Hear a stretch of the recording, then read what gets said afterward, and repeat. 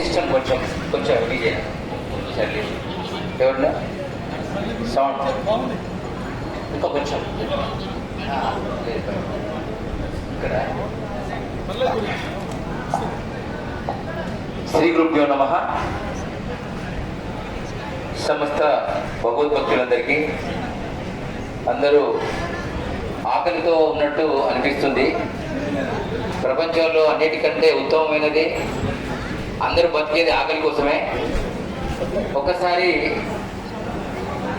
ఓంకార నాదాన్ని ఒక 3 మార్లు నిలబడ్డా కూర్చున్న అందరూ అనాలి. అలాగే ఒక 2 నిమిషాలు ఈ ప్రసంగం అయ్యే వరకు సన్మానాలని ఆపండి ప్లీజ్. ఎందుకంటే మనసు అటు అవుతుంది, మళ్ళీ అవి మాట్లాడాల్సి వస్తుంది. ప్లీజ్ మీరు కూడా ఒక 2 నిమిషాలు ఓంకారాన్ని అందరూ కళ్ళు మూసుకొని నడుము సరిచేయండి. ఓ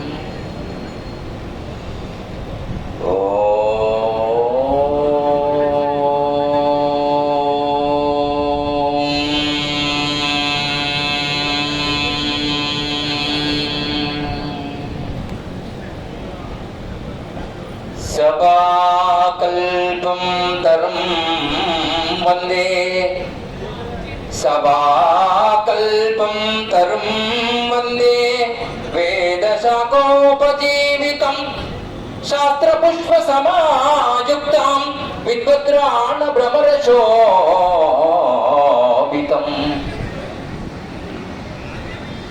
విరాట్పద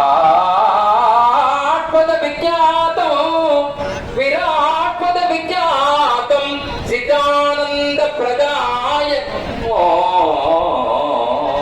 కాలజ్ఞాన ప్రభకారం వీర బ్రహ్మం గురుం భజే వీర బ్రహ్మం గురుం భజే. ఈ యొక్క అమ్మత్రయ క్షేత్రంలో ఈరోజు జరుగుతున్నటువంటి విశేష కళ్యాణం ఏదైతే ఉందో, ఈ మైక్ బ్యాటరీ అయిపోయిందండి. బ్యాటరీ లేని మైక్ నాకు ఇస్తే సరిపోవు. బ్యాటరీ ఉన్నదే పనికిరాదు. బ్యాటరీ పోయింది, జర ఆలోచన చేసి నాకు వేరే మైక్ ఇవ్వండి, మధ్యలో ఆపేస్తుంది. ఈ కళ్యాణము ఇది లోక కళ్యాణానికి సంబంధించినటువంటి నాంది. ఎందుకంటే ఇది రంజాన్కి ఒక 4 రోజులు ముందు పెడితే బాగుండేది, అవునా కదా? రంజాన్ కంటే ఒక 4-5 రోజులు ముందు పెడితే రంజాన్కి కొన్ని ఆవులు బతికేవి. మీకు ఆ విషయం తెలిసి కనీసం వాటికి అడ్డుపడేవాళ్ళు. కానీ స్వామివారికి ఒక మరి ముహూర్తం ప్రకారం పెట్టుకున్నట్టుంది.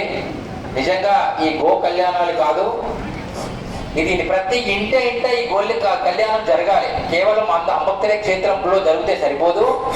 అలా జరిగేటువంటి ఉపాయము స్వామివారు మీకు ఉపదేశించారని నేను కోరుకుంటున్నా.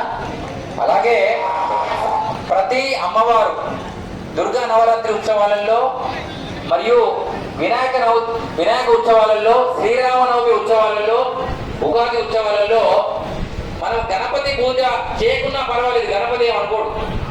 కానీ ఆవును తీసుకొచ్చి ఒక పూజ చేసేటువంటి కార్యక్రమం పెడితే, ఓహో ఆవుకు ఖచ్చితంగా పూజ చేసినాకనే గణపతికి చేయాలనే ఆలోచన ఈ ఆగమాగమైన గొర్రెలకు వస్తుందని ఈ సందర్భంగా తెలియజేస్తున్నా. చెప్పండి. ఇది ఫస్ట్ దీనిలో మొదటి పాత్ర పురోహితుంది. పురోహితులు పంచాంగాలు చూడొద్దు. ఇప్పుడు పంచాంగాల పని అయిపోయింది. 2024 కంటే ముందు పంచాంగాలు వేరు, 24 తర్వాత పంచాంగాలు వేరు. ఇది నేను చెప్పిన విషయం కాదు, సాక్షాత్ వీరబ్రహ్మేంద్ర స్వామి చెప్పాడు. కాలజ్ఞానం ప్రకారం పంచాంగాలని పనికి మాల అయిపోతే అన్నాడు. ఎందుకు అంటే మనము పార్టీకి ఒక పంచాంగ నాయకుడు తయారాడు, కులానికి ఒక పంచాంగం చెప్పేటువంటి పురోహితుడు తయారాడు, గురువు తయారాడు. వీళ్ళ వల్ల పంచాంగం కూడా నవ్వుతుందట. అరే వీడు ఏది ఇట్లా స్వార్థంగా చెప్తున్నాడు. నేనేమంటున్నానంటే కాలాన్ని గణించేటువంటి సూర్యకరణ చంద్రకరణ ద్వారా వచ్చిన పంచాంగంలో తిథి వార నక్షత్రాలతో పాటు యోగకరణాలు ఉంటాయి. మీరు మొన్ననే చూస్తున్నారు మీ జాతకాలని. ఎన్ని జాతకాలు చూసినా కర్మకారణ సిద్ధాంతము ధర్మకారణ సిద్ధాంతం నువ్వు ఎన్నటికి మారదు. అది గురువును ఆశ్రయిస్తే మారుతుంది, లేదా గుడ్డిగా భగవంతుడు ఒకడు ఉన్నాడు అతను చెప్పిన ధర్మమే పాటించాలనేటువంటి సూత్రం ద్వారా మాత్రమే నడుస్తుంది. ఒకపోతే మన దేశంలో 150 కోట్ల జనం ఉన్నారు. జనం అంటే బొట్టు పెట్టుకునేటోళ్ళు, బొట్టు తీసేటోళ్ళు, శిలువ గుర్తులు వేసుకునేటోళ్ళు, చందమామని దేవుడు అనేటోళ్ళు, సూర్యుడి దేవుడు అనేటోళ్ళు చాలా మంది ఉన్నారు. ఒక 100 కోట్ల మంది మాత్రం సర్వే జన సుఖినోభవంతు ఉంటున్నారు. వాళ్ళందరూ మీరే చప్పట్లు కొట్టండి. రేపు చావుకు దగ్గర అవుతుంది కూడా మీరే అని సందర్భంగా తెలియజేస్తున్నా. ఎందుకంటే మైసమ్మ పండుగ అయినా ఎల్లమ్మ పండుగ అయినా తీసుకొచ్చి కోసేది ఏంటిది? ఎవడు పులిని సింహాన్ని తీసుకొచ్చి కోయాడు, ఏం వస్తాడు?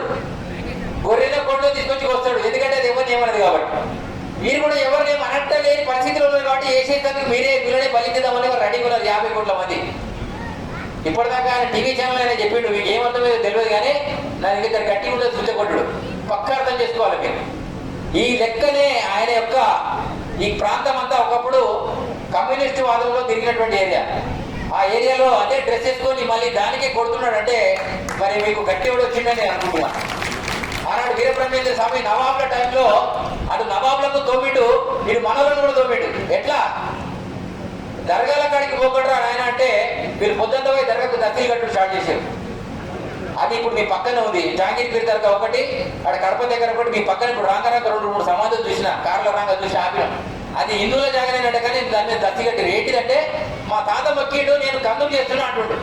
నేను అడిగిన ఇప్పుడు రాంగా ఇప్పుడు వక్ఫ్ బోర్డు మీ కర్మ కారణం ఏంటంటే నేనే వక్ఫ్ బోర్డు బిల్లు తయారైంది, ఓకే అయిపోయింది. నిలబోతే సరిపోదు.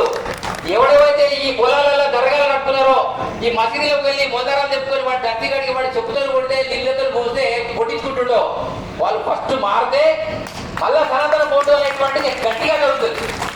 లేకపోతే ఆవు పూజలు గో పూజలు పులిహోర తిని ఇక్కడ వండుకుంటూ తప్ప ఏం పని కాదు. ఇటువంటి 1000 స్వామీజీలు వచ్చినా ఈ భారతదేశానికి సరిపోదు. మన రాష్ట్రంలో 33 జిల్లాలలో 33 మంది స్వామీలు ఇలానే ఉండాలి. పూజ చేసి పక్కేటోళ్ళు కాదు. పూజ ఎందుకు చేయాలో చెప్పేటోళ్ళు ఇలాంటి వాళ్ళు 33 మంది కావాలి. నాకైతే మండలానికి ఒకటి కావాలనుకుంటున్నా, గ్రామానికి ఒక గురువు ఉండాలి. గురువు అంటే అజ్ఞానాన్ని తొలగించేటట్టు ఉండాలి. అది కులం సంబంధం లేదు. కులంలో ఏ గురువు అయినా ఏదో కులం నుంచి రావాలి. వీరబ్రహ్మేంద్ర స్వామి ఒక కులం నుంచి వచ్చాడు, రామానుజుడు ఒక కులం నుంచి వచ్చాడు, ఆది శంకరాచార్యుడు ఒక కులం నుంచి వచ్చాడు, రేణుకాచార్యుడు ఒక కులం నుంచి వచ్చాడు. మరి కులాలు లేవా? కానీ వాళ్ళు కులాలకు అతీతంగా ధర్మాని కోసం పనిచేశారు కాబట్టి ఈరోజు బ్యానర్ల మీద పోస్టర్ల మీద వాళ్ళ ఫోటోలు వేయడం జరుగుతుంది. ఊరికే పుణ్యానికి దేశపేసినే నేలే. అలానే ఈ సమస్య కూడా ఆవును నిన్ననే ఒక ఆయన బాలకృష్ణ గురుస్వామి అని హైదరాబాద్ లో ఉంటాడు. ఆయనకి ఎంత వీపులో ఆపరేషన్ అయింది, నువ్వు చచ్చిపోతావు, నీకు నడుము పని చేయదని చెప్పారు 20 సంవత్సరాల కింద డాక్టర్లు.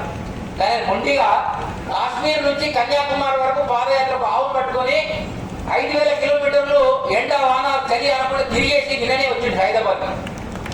స్వామి నా పేరు కూడా కాలజ్ఞానంలో ఉందా అని అడిగాడు. నేను కాలజ్ఞానం చెప్తా పాటు అయితే నేను చెప్పిన నీ పేరు కాదు నరేంద్ర మోడీ పేరుతో పాటు నీ పేరు కూడా ఉందా అని చెప్పిన. అరే నా పేరు ఉందా అంటే నీ పేరు కాదు నీ ఊరి పేరు కూడా ఉందంటే అలా నువ్వు అంటే కదా.